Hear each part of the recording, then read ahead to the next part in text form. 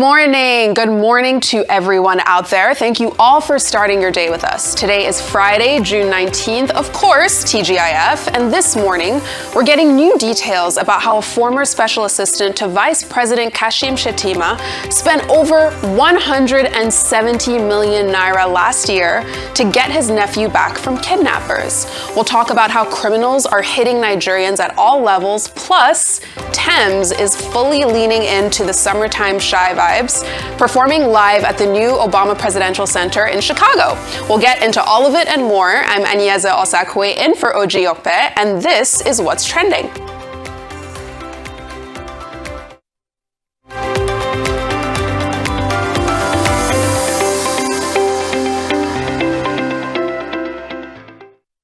Now, before we get into the show, let's see what you're talking about right now. We've been tracking conversations, as always, on X, Facebook, YouTube Live, and of course, Like. And 3 stories are dominating your feeds this morning. Now, trending at number 1, the public is getting an inside look at brand new luxury houses in Abuja. But no, these houses are not for sale. They're the latest gifts from the federal government to judges of the Court of Appeal. At number 2, we have the Federal Ministry of the Environment sounding the alarm on some places in Lagos as critical risk areas. But the Lagos state government is saying no need to panic, even if your commute looks like this. And then at number 3, we have a viral kidnapping caught on camera in Edo State, but it looks like it's getting resolved. Why the public is now praising the state governor, Monday Okpebolo, for tackling criminals head on. Now, here's where you come in. Join the conversation. Use the hashtag What's Trending with Okpe. Comment on our live feed and on Like. Let's talk. Which of these stories matters most to you? Because for the next hour, we are getting into everything that has Nigeria and the rest of the world buzzing. But first, we start in Abuja, where the Minister of the Federal Capital Territory, Nyesom Wike, on Thursday spoke at an event commissioning a new road near Nnamdi Azikiwe International Airport. Now, according to him, if anyone can't see the developments being made in Abuja, that's their problem. Let's take a look. What more do they want? This is all they want. And Ahmed has given it to them. And that's why I have told people, those who say they don't see, may God never allow them to see. Those who intentionally, when God has given you eyes to see what is happening, to see development coming to satellite town, and you say you are not seeing, may you never see again. For those of us who have seen that development has trickled down to the satellite town, that the people are getting the impact of government, God will not allow us to see. And I do know this community, one good turn deserves another. Not so. If you do for me, if you fall for me, if you push me, if you hate me,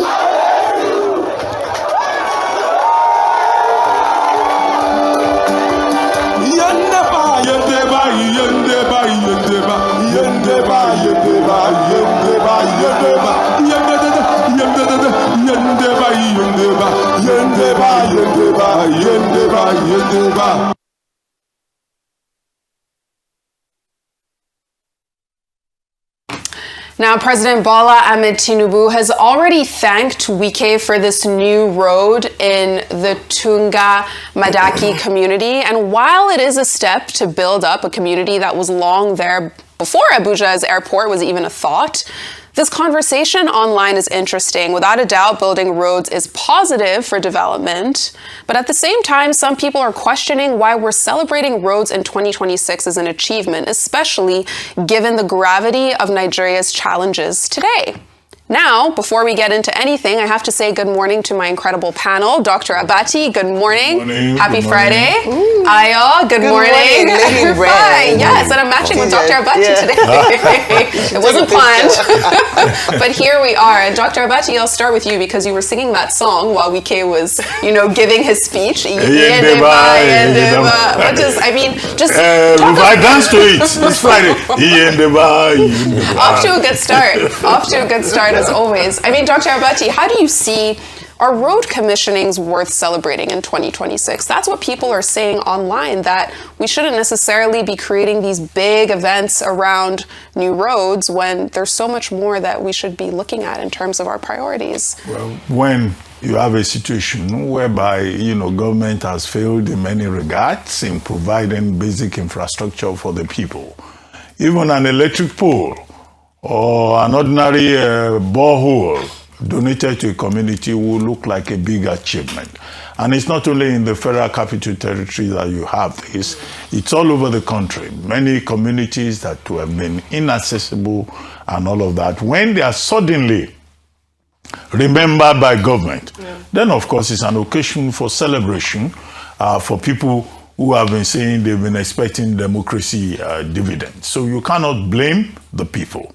What we can say is that government should be so attentive, so performance-oriented, that when it does certain things for the people, it will meet their expectations and they will not necessarily think that it is extraordinary. There are communities in this country where they have not even enjoyed electricity maybe in the last 1 year. So if you give them electricity, you cannot blame them for jubilating. More from Abuja, where, as Dr. Abati was referencing, there's a different video of another commissioning that has sparked a lot of reactions online. As a woman shows off a journalist 10 massive brand new luxury homes, all ready for move-in for judges of the Court of Appeal. Now, this commissioning took place this week in Katampe district of Abuja, with the federal government saying that the estate is representative of its commitment to the welfare and dignity of the judiciary. Let's watch. Okay, so these are the houses. They are people judges. Wow, you can see. They are glorious. And I think they also have some for the Federal High Court judges. Well, people are saying that it's a way of shutting down the judges, but I think that's the responsibility of the executive. They build houses for lawmakers, but what is wrong with building for the other arm of government? I don't see it so. And recently we have seen cases also being won even by the opposition. The same appeal court just yesterday overruled. Now, it was hard to hear her, but she was essentially talking about the new houses that have just been given to these judges. And this clip has people debating online about the need for these homes and what it means for the independence of the judicial system when the federal government becomes akin to their landlord. Now, these houses are not being rented, but, Dr. Abati, you'd started there. Give us a reality check on how normal it is for judges to receive houses from the federal government. Okay, first thing, let me conclude on the other point, which is to say that things that are taken for granted in other parts of the world, like road, like access to potable water, to electricity, to infrastructure, they're big deals in Nigeria, simply because government has not been living up to its responsibilities at various levels. And the expectation is that the very basic that Nigerians require should be made available. That, after all, is the responsibility of government. As for judges, yes, the Federal Capital Territory Administration has now provided 40 quality, quarters for, judges, High Court judges, Federal High Court judges, judges in the Court of Appeal, and other categories. There are plans to also provide for judges at the level of the Bureau of Public Complaints and also the National Industrial Court. Now, some people are saying, this looks like they want to bribe these judges. If you give them good accommodation, it means you are going to bribe them. No, I don't think so. I don't think that we can make that leap. Judges have their code of conduct. They are expected, like Caesar's wives, to be above board. They are also expected, of course, to be very professional in the discharge of their responsibilities as the judex. But why should it be such a big issue that they are being given accommodation by the federal government? Now, you recall that many judges retiring have had to complain about the welfare of judges. The classic case is that of Justice Datijo Mohammed, who who in October 2023 retiring, made a big issue out of the welfare of judges. In fact, he was even saying that judges were not being paid their salaries, and that in fact judges were not being sent on training. There is also the case of Justice Ejembi Eko. When Justice Ejembi Eko was, I think, retiring, also drew attention to the fact that judges are not well treated. You also have the case of Justice Olabode Rosevivor, who in leaving the bench also said, look, post-retirement, judges also should be well treated. These are people who take decisions that affect the governance of the country, the future of the country, the fortunes of democracy. So why treat them shabbily? Right. You can extend the same principle and say that any employer of labor, whether it's government or it's a private individual, should treat his workers with dignity and with respect. Simple. So that people can perform optimally. So if judges are given decent accommodation, I don't think that there is a problem with that. I don't agree with people who jump and say, oh, if you give them good accommodation, then it means that you are bribing them ahead of the litigation that will come after the 2027 general election. A worker deserves his wages. I think that's important. But the suspicion that I think people, are putting there and the innuendos may derive from the kind of songs we were having at the FCT Minister in commissioning the quarters, when he was saying, if I do for you, you do for me. If you fight me, if I hit you, you hit me, that kind of thing. A quid pro quo, kind of song. So the average Nigerian will say, okay, what is the minister of the Federal Capital Territory saying? Right. Is he saying, if I give you a decent accommodation, you too must do quid pro quo? So maybe the minister was overexcited. So the innuendo and the suggestion will seem to be completely out of place. Yes. But I think that our judges' welfare and their security is as important as the security and welfare of every one of us. Yes. Absolutely. And if I know, okay, you both want to speak about it. Let me take this next story from Abuja and I'll let you tie everything in, because all of these stories are essentially in the Federal Capital Territory. And more on infrastructure, where a bold confrontation in broad daylight in Wuse 2 saw a man fully confronting a suspected street light thief. Yes, a man stealing public street lights, with the entire interaction caught on camera. Now, in the video, which emerged this week, the man then chases the thief down, yelling at him the entire way. Let's take a look.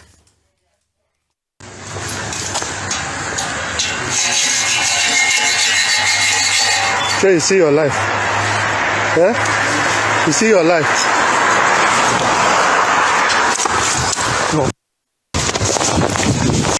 Now, this story is bigger than just this one clip because it shows how tactics have changed. Now, ever since parts of Abuja switched to solar-powered streetlights, thieves are not just stripping copper wires anymore. They're actually cutting down the entire pole to rip out the solar panels inside. And I'll take two reactions before coming to both of you, Ayo and Rufai. Now, Omomor says, imagine stealing streetlights in a country already looking for light. That's boldness on a whole nother level.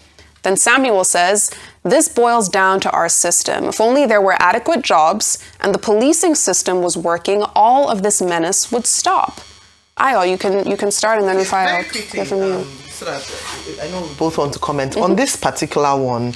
The first thing that I said when I saw it was that why didn't he effect citizens' arrest? I know there's a lot of risk attached to that, because in the event that you arrest someone that is not guilty or isn't committing a crime, you could be sued. But in this case, there was a clear attempt to steal this infrastructure. And I say that as Nigerians, until we all begin to take personal responsibility for Nigerian assets and not see it as an opportunity. Because if you interview this thief now, you say it's our assets, it's our money, and I'm sure he has never paid one single tax as a Nigerian, and then we all say it's our money, it's our right, they are stealing, we want to steal. That is a very warped mindset, and that's why we talk about values and reasons for why people commit these kinds of crime. I think for next time when you see something like this, beyond just recording and posting on social media, you can effect citizens arrest, not jungle justice. That's the clear difference. You can detain the person temporarily until a law official comes in this instance, maybe the police officer comes in, you call the police and they come in to make a proper and formal arrest. That's what you can do, because we all must stand up to this menace. You know why? It has consequences for us.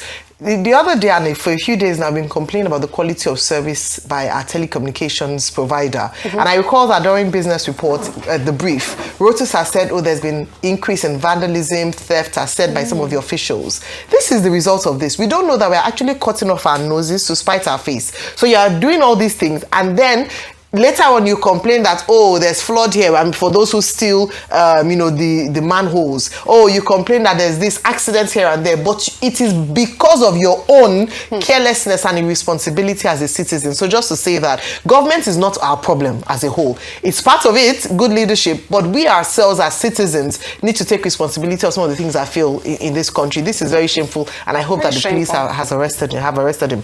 Then going on to the judges, a quick comment I was just going to make, in addition to what Dr. Batty said, and I quite agree with him, because I think it's also, for me, the fact that we'll assume that a judge who has had years of experience in the legal profession would be swayed by a house should be something that is laughable.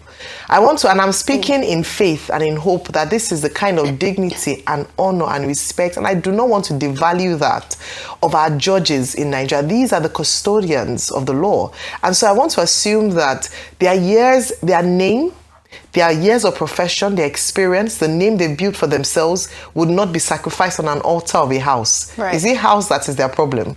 But speaking of for their welfare, because on one hand, we talk about the fact that we need to ensure the welfare, but I hope that this same treatment is meted across board. I hope as they are building nice houses for the judges, we are considering a barracks for the police officers. I hope as we are building nice houses for the judges, we are considering increasing the daily ration, food ration for our military officers. Because what is good for the goose is good for the gander. And this is where we see inequality in our society. If the judges are getting and we're advocating for good welfare, we should not hear that police officers are having to pay for their own uniforms. We should not hear that police officers are having to run their own stations because of inadequate funding. So across board, we promote welfare of these citizens. And then the final point is that I also feel that celebrating this public commissioning is very unnecessary. In light of the prevalent situation in our country where we have students, young people in captivity, we are coming and doing this open show of commissioning houses. No, this is not the time for all of this. Do what is right by them. Do it in your closing and give it to them. But this opulence, it can be very provocative because of what people are going through currently in the nation. The former special advisor to Vice President Kashim Shettima, Dr. Hakeem Baba-Ahmed, is shocking users online after revealing in a new interview that he spent 175 million naira to rescue his nephew last year from the hands of terrorists. Now, Baba-Ahmed states that this whole ordeal went down when he was working in Aso Villa, and that it took 37 days and a lot of money before the abductors finally released his nephew. Let's take a look. Put up in this maybe house, maybe hotel in the village. In the night, bandits came. One of them tried to run away. They followed him, shot him dead, dragged his body back so that the other three can see what will happen if the other three try to run away. They didn't. They were taken just a few kilometers into the bush, and they spent 36 days there. At that time, I was the special advisor political to the president. I was working in the villa. There was hardly anybody I didn't speak to. We gave them the coordinates, which was easy to get, where those 37 days, every single day, Malanza, we spoke with the bandits and we spoke with our nephew and the two other people. We will negotiate. Over a month in captivity, hundreds of millions of naira spent for someone working in Aso Villa. Now, this video has shown that the kidnapping epidemic has slowly but surely impacted Nigerians at all levels in society, even within the federal government. Rufai, to think that someone within Aso Villa went through all of that makes one wonder how other Nigerians who don't have 175 million are supposed to deal. You would die if you don't have that money. And that's what Nigeria has become. That's a sad reality. If somebody has influential, I mean, you know how influential the Baba-Ahmed family is in this country. You will die. He spoke to everybody. Nobody cares. That's why our kids are still there, except you make national call as regards the case, and people start to cry about what is going on. You will die. And when you die, nothing will happen. Nigeria, we're so quick to move on. And that's what has befallen this nation. Till today, are we even talking about the kids that we kidnapped in Borno? So when the government say, oh, they rescued thousands of people in one raid, where's the evidence? Was there a head count? Verifiable head count? You see, that's why we keep saying that a lot should be done. Now they want to collect 500 billion from FARC now. They will never account for that money. It's still part of the cycle. They will not be kidnapped. That's the sad reality. That's the sad reality of the country. See, in countries around the world, some countries don't give houses to judges. It's mostly countries around maybe the Commonwealth, India and the likes, and Africa that have quarters for judges. Ideally, it's not supposed to be a bad thing. But Nigeria is never an ideal scenario. That's the problem. And that's why I think this is a way to buy judges leading up to politics. The question we should ask is, have judges been bought in before in this country? Yes, now. It might not be straight buying, it might be pressure. Wasn't it a judge that came out and said he was pressured to give a judgment against Fela? And Fela turned it into a song that judge, they beg you, he don't beg. What are we saying? Is it not in this country that a court of appeal said stay execution on the case? A judge ignored the court of appeal. A federal high court judge ignored the court of appeal, gave judgment. The court of appeal had to come back and rule and say that's judicial rascality. Till today, didn't I predict last week? Has anything happened to the judge? Not yet. Still early days. Ayo, if anything happened to the judge, I will come, I will say, okay. I don't want to say another thing I will do. Is it not in this country? Is it not in the country that, although I don't support what Buhari did then when they raided judges, and they raided judges and they met thousands of dollars in their home. Anyway, all those judges were acquitted in 2016, but they met thousands of dollars in their possession. Is it today? Is it today that you see all sorts of judgment that have K-leg? So, ideally, it's not supposed to be a bad thing. But the country, it's nyanya. It's nyanya. Country, it's baje. It's nyanya. It's dikpeta. You know what dikpeta means? Rotten to... No, those houses are in Katampe, not in Nyanya. Katampe district. Sherry. In Abuja. Sherry. Not Nyanya district. Katati Boju Justice in Nigeria. Okay. Qatar has covered the eye. No, I still want to see. There are still some good judges. No, they are good ones. So that's why I say ideally. Some of them would not sacrifice their name. See, that lady justice thing that they used to tie something in the eye. Qatar has covered the eye of that lady justice. This is about welfare and security. I don't have problems with... Don't let us impugn the integrity of their lordships. That's a different kind of conversation. I am not impugning the integrity of welfare. I said, and I quote, ideally, it should not be a big deal. In fact, I even advocate. I remember Justice Datijo. I've had conversation with Justice Rhodes Vival about this. I would have wanted a case in which, yes, I know they increased their salary recently. It's even monetized and it's part of a pay package where they say, okay, if a justice sees house, there should be a set allowance where the government can give them to be able to purchase a house of their choice. I would have loved that.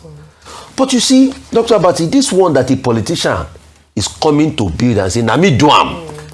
And you said you heard the Inwedo song, Nami build them. And he said, it is under my tenure that I built it. Is it his money? Is it his money? Dr. Abati, very good question. Okay. Let me now tell, please, that's why I say I will take Okay. it. Is it his money that he for doing road with taxpayers' money, he took media, he took praise singers, he's collecting the glory, dancing. He said, I did it.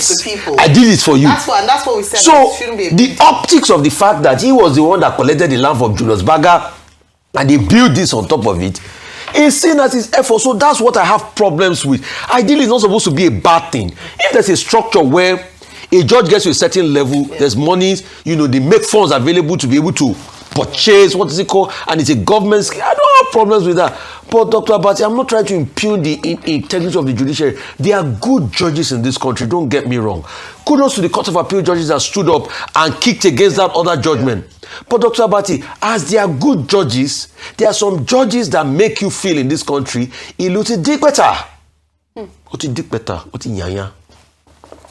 Thank you, Rufai. We've been talking a lot about mostly Abuja. We hit on insecurity, and we'll continue that thread now by moving to Edo State, where Governor Monday Okpebolo was seen in a new video parading criminals while announcing a new crackdown on violence in the state. Now, the event took place at the Edo State Police Command headquarters on Thursday, with Okpebolo announcing the arrest of one of the men involved in a viral kidnapping that took place last week at the vegetable market in Benin City. And we have video of this CCTV footage. There it is. In this clip that was widely circulated on social media, a woman is dragged by a group into that orange car you see there before it speeds off. Well, according to Okpebolo, scenes like this will soon be a thing of the past. Let's take a look at what he had to say. Numbers of kidnappers that have been arrested in this land, they will never find place in this city, in Edo State. They will not settle here. And for me, my message to them, whoever has such mind that I will kidnap, let me tell you, you cannot do it and go free. No crime that will be committed in Edo State that such person will not be arrested. Whoever is supporting you or aiding you to do it, please, you have to stop, because we are ready for you. We are not joking. We are not sleeping. Day and night, we are working to make sure that this land is safe. Now, this is somewhat of a welcome development. The governor also stated that one person involved in that kidnapping was killed during a security operation. It's always disturbing to see these kinds of kidnappings take place in real time on CCTV footage. But, from Edo State, we're at least seeing steps being taken to catch the criminals for what they are. And we'll stay on this insecurity thread because in another development, videos have surfaced on social media showing crowds in the Cubao local government area of Kaduna State fighting back against attackers in their own village. Now, in a moment captured on camera, the group is seen running across a field, charging back against terrorists that had been trying to invade their town. Let's take a look.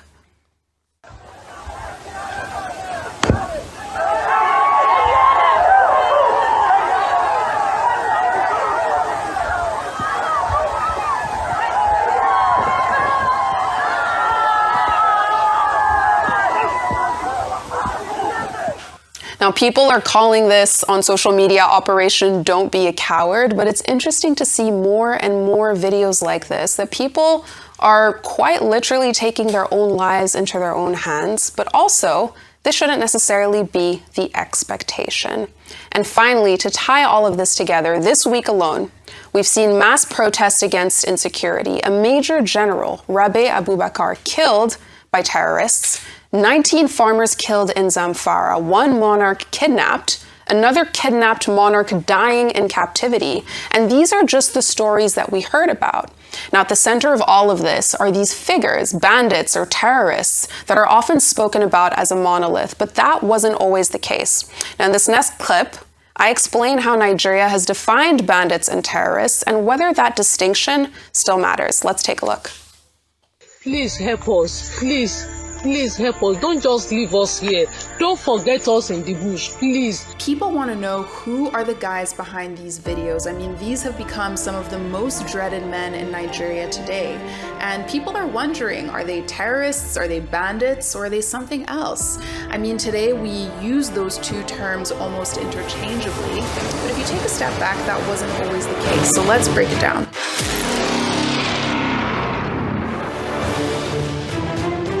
So Nigeria's national security strategy defines bandits as a loose group of criminal organizations, and they generally operate in places with limited state presence. So historically, this has been a lot of the northwestern states because there's a lot of land and not a lot of state or military or police presence. Bandits are also categorized by the fact that they don't necessarily have one umbrella that they operate under. They'll pursue kidnapping, armed robbery, and just general violence over different populations without necessarily targeting a specific one. But the main takeaway when it comes to banditry is the fact that they're driven by economic gain, personal profit, money, essentially.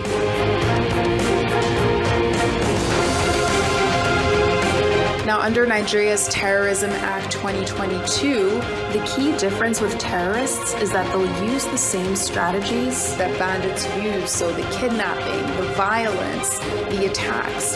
But the difference is that they're using it as a means to an ideological end. Now, historically, terrorism and terrorists were confined more so to the northeastern part of the country. This is really where groups like Boko Haram, groups like ISWAP have really been able to thrive. They're trying to achieve an end, whether it's political, religious, or ideological. For terrorists, basically, their intent goes beyond economics. It's about way of life. It's about policy. Once upon a time, terrorists and bandits may have been distinct, but today we're finding that those lines are increasingly blurring. Both groups are actually starting to trade arms between one another. We're also seeing them recruit more and more young boys into their criminal operations. They've kind of realized how profitable being a criminal and engaging in these criminal acts can be. Now, when it comes to the federal government, they've already made it clear that anyone who's a bandit, a kidnapper, is a terrorist. But when you take a step back, that hasn't really made a dent in the amount of violence or the number of killings. If anything, the numbers are going up. Both groups have turned communities upside down, they've torn families apart, and they've left Nigerians desperate for a leader who can actually deal with them in a decisive way. Now, despite the rapprochement of terrorists and bandits, it's worth exploring how they were once distinguished from one another, but now we basically talk about them as if they're the same thing. And now what's not as clear is what they're pursuing. And it may make it that much more difficult for federal and state governments to actually tackle this crisis. Now, Dr. Abati, I'll come to you on this because it's essentially to tie in all of the insecurity stories we've been talking about all week, for the last few months, for the last year, and the fact that people seem to want to distinguish bandits from terrorists, but essentially they're the same thing, right? Well, the distinction is just hair-splitting, academic, to the extent that whether the label is bandits or terrorists or insurgents or kidnappers, I think, those are the key categories that we have seen. They are all criminals. Mm-hmm. If you break the laws of Nigeria, you violate the right of other persons under Chapter 4 of the Constitution, you violate all the provisions of the Terrorism Prevention and Prohibition Act of 2022, you are simply a criminal. Mm-hmm. And I think it's interesting that that is the position that the Tinubu administration has adopted. You don't have the right to go and kill other people. You have no right to go and kidnap other people. You have no right to engage in theft, stealing, disturbance of public order. And I think that, that is the main perspective in all of this.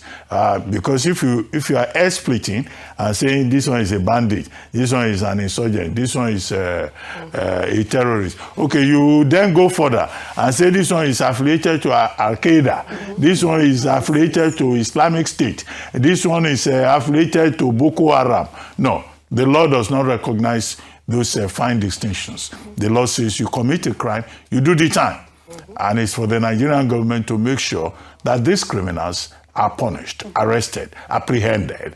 And that brings me quickly to the case of the governor of Edo State, who came out boldly to say that on Sunday, I think the vegetable market in Benin, some people were kidnapped. And shortly after, the governor said he gave directives and he worked together with the state command of the police, the DSS and the military, and that, you know, one of the persons was arrested. I think 2 were shot or so. 2 others ran away. And the governor, yes, so, and the governor came out to say, this is Edo State. There is no space for criminality in Edo State. If you commit crime, we'll come after you. And I think that that show of confidence is commendable. It is inspiring.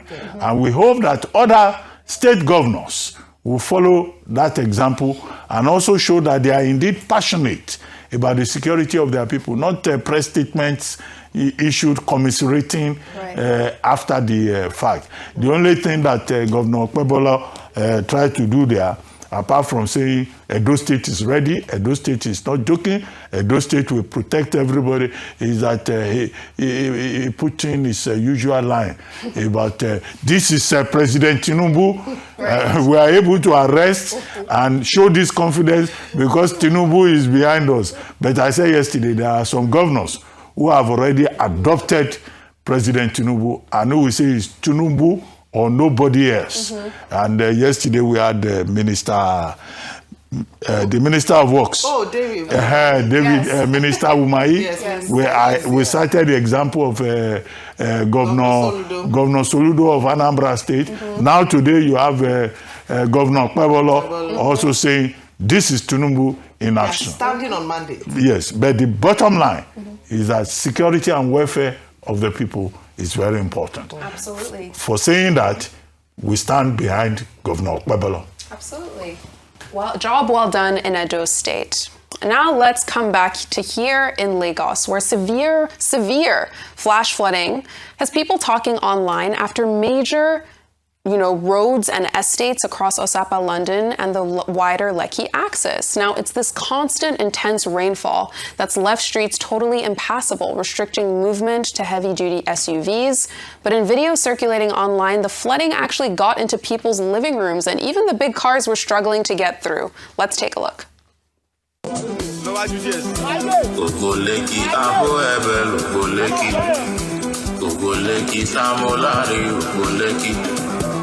Goleki nere mali goleki jowi zaza goleki elu goleki.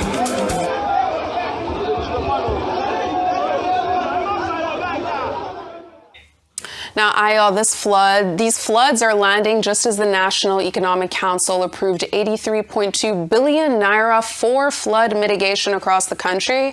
And this is money that people in places like Osapa and really not just Lagos, but everywhere will be anxiously waiting to see on the ground. And it was really painful to see that Range Rover essentially swimming through the streets of Lagos. I mean, what do you make of all of this? It's not the city of aquatic splendor for nothing. All right, so this is a perennial problem. Aqua, we have a lot of water, but this is a problem that has plagued the state for so long. I saw it's so bad that people have started making a joke about it. There have been many memes and videos. Somebody was saying that what Lekki offers you is free, tourism, water, look at that, fishing, free fishing, your car can go swimming and things like that. But it's a serious issue. And Dr. Bati his analysis this morning when he was talking about the fund that was committed to fighting climate change, the impact of climate change, was very apt. That we have a lot of agencies, and a quick search, I was looking at it, and there's so many of them at federal level and at state level. Dr. Bati mentioned some of them: National Council on Climate Change, Federal Ministry of Environment, Nigeria Meteorological Agency, National Agency for the Great Green Wall, national environmental standards. Lagos State now coming to state. Lagos State Ministry of Environment and Water Resources. Then innovation. We have Nigeria Climate Innovation Center. So we have so many centers, yet the floods persist. Only when they're active is when they want to go to COP. You remember that time when they went to the Yes. That's where So the big question he had asked this morning. Half of them will not remember what was said. We have all these agencies who know how to make a big case on international stages for why funds need to be channeled to Nigeria, but we don't see the impact. And so it is, and I said earlier this morning that we know that there's rainfall every year. We're a tropical nation. So why is it that we get surprised or we now start to move around and say we're doing X, Y, Z to mitigate the impact of floods? I know Lagos State is quite peculiar. I tried to check Mr. Tokunbo Wahab, who is the Commissioner for Environment's page. I think he's away in Berlin at the moment. But sir, when you come back from Hamburg or Germany, there's a case waiting for you, and it's not just for him. It's that it has happened for too long, and there are measures that can be put in place. But then let me talk about citizens' action, because I said that earlier on. When you throw litter away and you clog the canals or the channels where water ought to pass, this is the consequence of this. Right. So citizens must also recognize that there are consequences to certain actions. When they say don't use plastic bags, it's not because they want to punish you. It's so that all of us can play a part in ensuring that we do not have these levels of flooding when the situation happens. Then let's talk about people who build on canals. They go after the small serves, but the bigger eagles, the corporations, the companies that have their buildings on these canals, nothing is done to them. No one is being taken to court. We don't have demolition notices on them. So there are issues that need to be addressed. Aside the fact that Lagos is a coastal city that takes a long time, and I must mention, because I keep reminding the governor as he's beginning to round off his term in office, that part of the themes plus agenda was environment. And so we want to see appreciable impact or appreciable development in that area before he hands on the baton to whoever becomes the next governor of Lagos. But so far, I know they've done a lot of efforts around awareness, done initiatives, but unfortunately, every year we see that it's nowhere near enough, and we're not yet done with the problems. And it's a lot of hassle for Lagosians. And like you said, it happens every year. It shouldn't be a surprise that rain happens around this time of the year. But we'll now end what's trending over in the US, where the former First Lady, Michelle Obama, has everyone in their feelings right now after speaking during the opening of the new Obama Presidential Center in Chicago. Now, during her speech, she spoke directly to her husband, former President Barack Obama, thanking him for consistently embodying the possibilities that anyone can achieve. Cue the waterworks. Let's take a look. Barack, there are no words to express how proud I am of the way you showed up and continue to show up every single day. It has been an honor to be by your side. You have made me a better person and have given us all an example that we should strive to emulate. And I hope you know, there is truly no higher calling than that.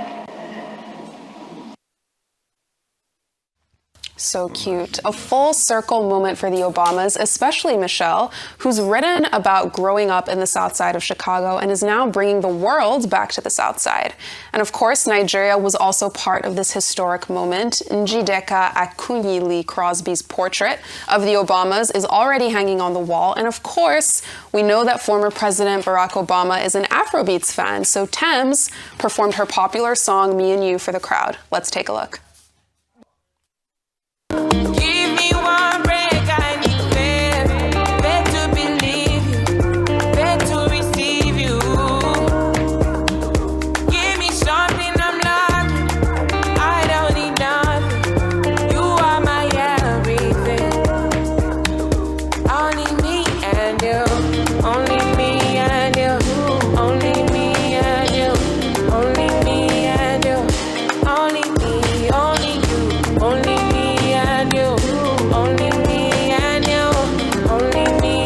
you, only me. So cute. What an incredible event. And as Ayal said, I'll let the men comment on this. These beautiful words from Michelle Obama to her husband, former president. Both of you. I mean, what else can I say? You see, when you have a woman that is a destiny partner, you see, In the affairs of life, not just any partner will do, but a destiny partner. And that's why you saw that Michelle could take a panoramic view and speak to the greatness of her husband. That's why he said, no, I'm not going to lose. You know, she first said, Barack, look at me. He said, I'm not going to look at you, because he knew what she wanted to do.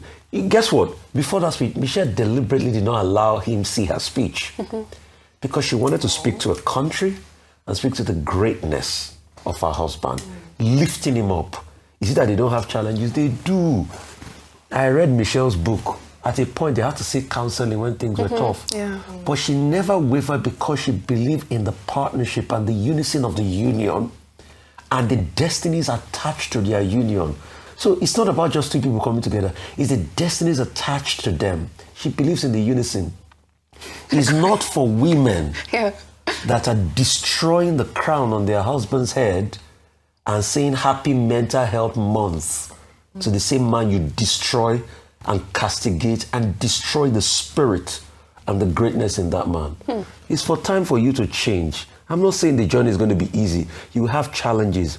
But can we both agree that despite how irreconcilable the differences are, the destiny that binds us together should be the reconciling factor? That's what Michelle has shown there. It's not that they have a perfect marriage, but they are consumed with making it work.